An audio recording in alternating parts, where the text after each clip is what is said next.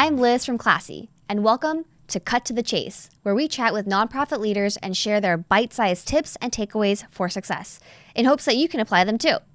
Our very first guest is Skyler Badenoch, CEO of Hope for Haiti, an organization that improves the quality of life for the Haitian people, particularly children.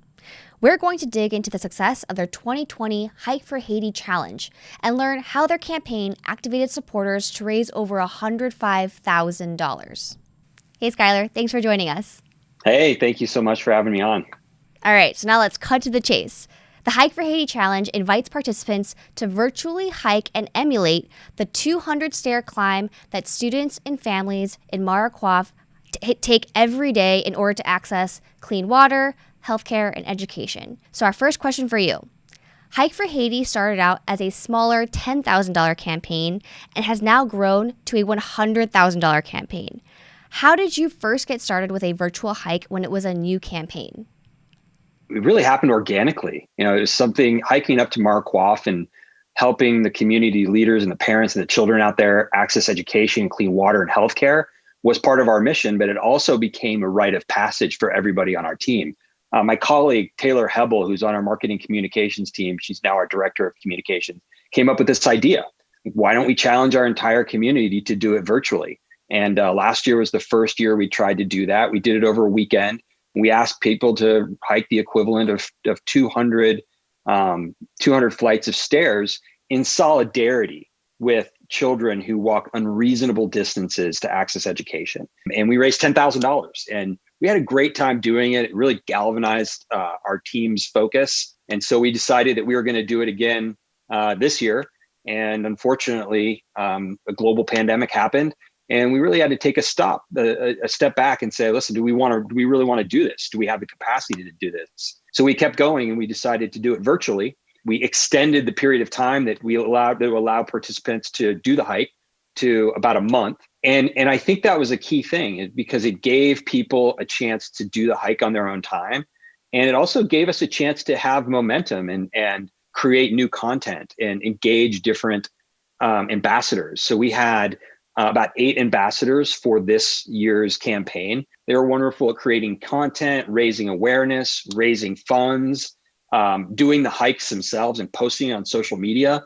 We started doing a lot more Instagram lives. So we would have the ambassadors on, we'd have different guests on to talk about what we were doing as an organization, why we were hiking in solidarity with school children who walk those unreasonable distances to school. What were your biggest tactics in encouraging supporters to register and participate? Well, I think first and foremost, we had to have the collaterals down. We had to have the pitch deck. We had to have the website. We had to have the infrastructure in place so that we can build on top of that infrastructure.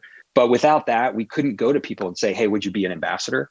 Because we needed a place for people to see what our vision was for this event and why we were doing it and be able to connect people to the why. Because running a race or hiking a hike is one thing, but doing it for something, for a cause is another. So we wanted people to feel that authentic connection to the kids in Haiti and Marikwa who are, they're challenged by this hike, but they're not giving up. And so we wanted people to feel that energy. The second thing was tapping into our network of supporters that are already existing and letting them know this is what we're doing. And then reach out to others and try to get others interested in supporting the organization and the campaign. So what were some of your most successful tactics in keeping participants engaged and motivated throughout the campaign? You talked about it going from a weekend to a month now. So what were some of your tactics in keeping the energy up? So I would think 3. The first would be to engage people on social media. So if we had people who are hiking or climbing and then posting, we wanted to make sure that they felt that we were appreciating them over social media. So we were, and it wasn't just Hope for Haiti. It was me, my colleagues.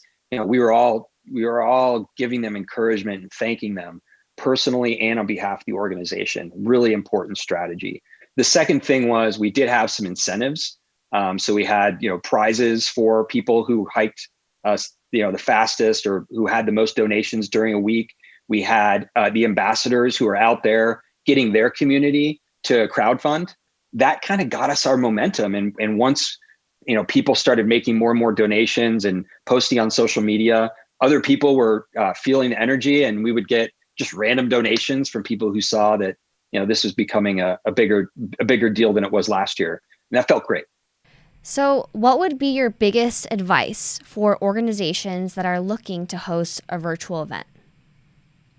Number one is just be authentic to your organization's mission.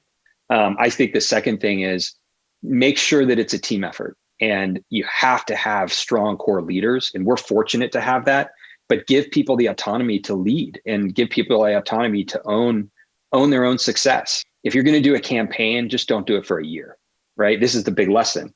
We 10x this event.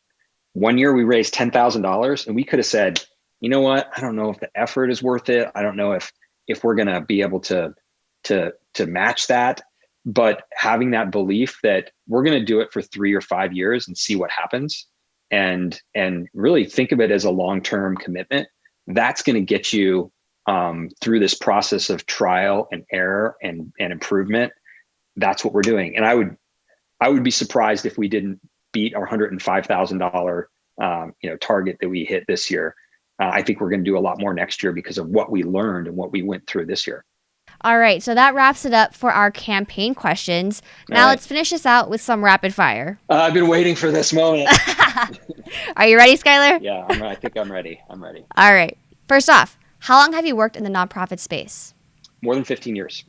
What's one word that describes your organization? Resilient. What gets you up out of bed in the morning? My family. What do you want to be when you grow up? I want to be somebody who has a thirst for knowledge and is never giving up on learning. What would you be doing if you weren't working at a nonprofit? I'd probably be working on a farm somewhere. I like it. All right. Well, thanks, Skyler. That wraps it up for us. Thank you so much for joining us on Cut to the Chase. And for everyone watching, we'll catch you next time. Bye. Thanks, so Skyler. Much.